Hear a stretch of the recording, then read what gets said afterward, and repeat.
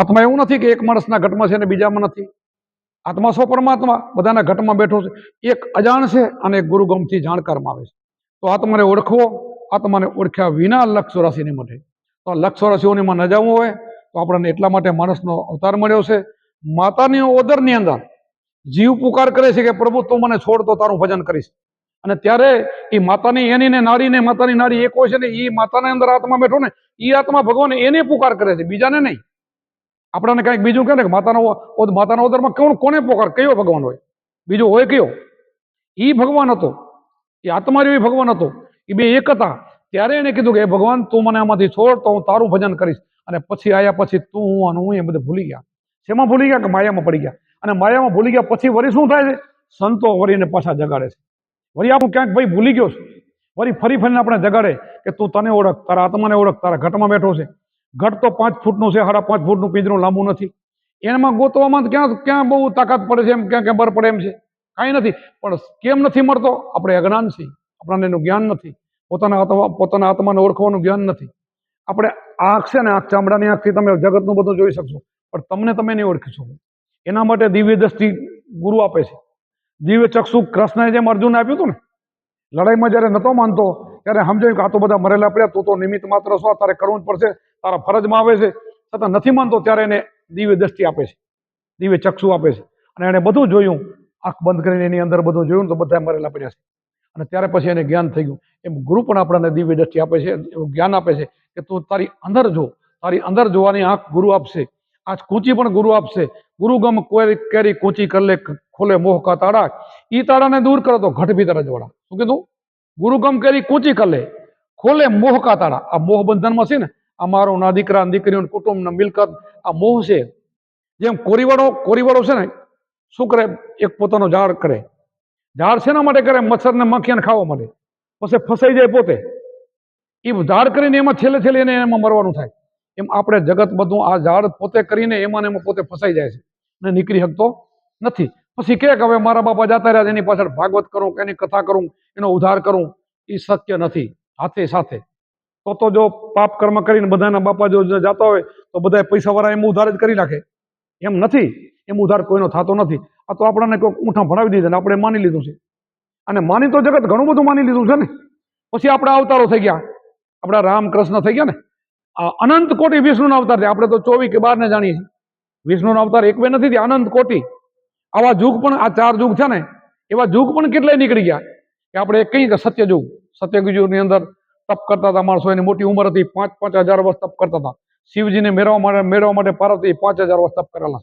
તો એનું આયુષ મોટું હતું. પછી ત્રેતા આવે, ત્રેતામાં થોડુંક આયુષ ઘટે. શું કામ ઘટે? કે હવામાન ફરે એટલે ઘટે, માણસમાં થોડુંક ઘણી નબળાઈ આવે એટલે ઘટે.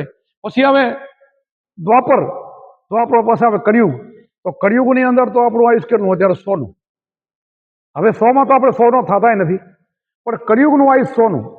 પણ છતાંય કળિયુગ બધા યુગથી સારો છે. અત્યારે ખાલી નામ માત્રથી તમારી મુક્તિ થઈ જાય, નામ સમરથી તમારી મુક્તિ થઈ જાય. પણ હવે કયું નામ લેવું, કયા નામથી મુક્તિ થાય, અહીંયા કોઈને આવડતું નથી. એટલે બધું અટવાઈ ગયું છે.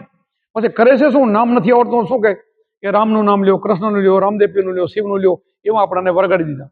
હવે એ બધા સંતો હતા, એ બધા અવતારો હતા કે ભગવાન હોય કે માતાજી હતા, એ જગતમાં આવ્યા અને આવીને જતા રહ્યા. એનો નિયમ પ્રમાણે તો એ જતા રહે ને.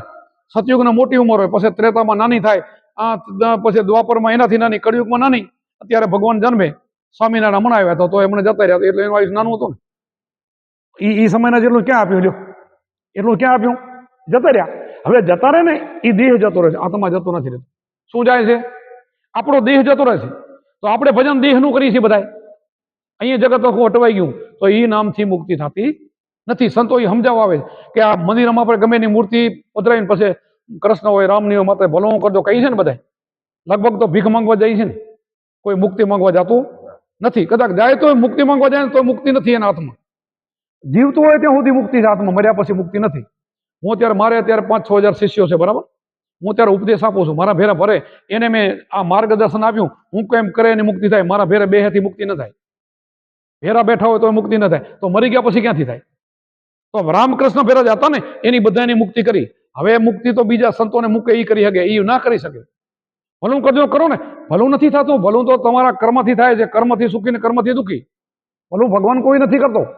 એ તો તમારું જે કર્મ લઈને આવે ને પ્રાર્થ લઈને આવે ને એ તમારું પૂર્વેનું કર્મ એટલા શ્વાસા મળ્યા એટલું ઉંમર મળ્યું એવી રીતના દીકરા દીકરી વીરો ઘરનું માણા આવ્યું એ બધા ભેગા થયા પ્રાર્થ ને ઋણાનું બધાને ભેગા થયા પછી બધા જાતા રહેશે અને કર્મ બાંધીને વળી આપણે લક્ષ ચોરાસીમાં જાશું પછી માણસનો અવતાર નહીં મળે એટલે સંતો ફરી ફરીને આપણને જગાડે છે કે જાગો જાગો રામના ગુરુ વશિષ્ઠ કૃષ્ણના ગુરુ રામદેવના બળાનાથ ગુરુ સ્વામિનારાયણના ગુરુ એમ અમારા ગુરુ એમ બધાને ગુરુ મળે અને ગુરુની કૂંચી મળે એ ચાવી મળે એ ચાવીથી એને ધ્યાન મળે અને ધ્યાનથી જ્ઞાન થાય ને તો મુક્તિ થાય એટલે કે આપણે ભાગવત સપ્તાહ કરીને ફોટા રાખી દઈએ મહારાજ 5 લાખ લઈ જાય ને એમાંથી ન થાય એ 2 લાખ લઈ જાય એનાથી ન થાય તો બધા એમને મુક્તિ કરી લે આપણે કહીએ છીએ કે ભાઈ આપણને ખબર છે કે ઋષિના ગળામાં શ્રાપ નાખ્યા પર એના દીકરા એને ભાગવત વંચાવી જન્મે જેની કથા થાય પણ એ કઈ રીતે એમ પણ એને ઋષિના ગળામાં શ્રાપ નાખ્યો હતો ને પછી એને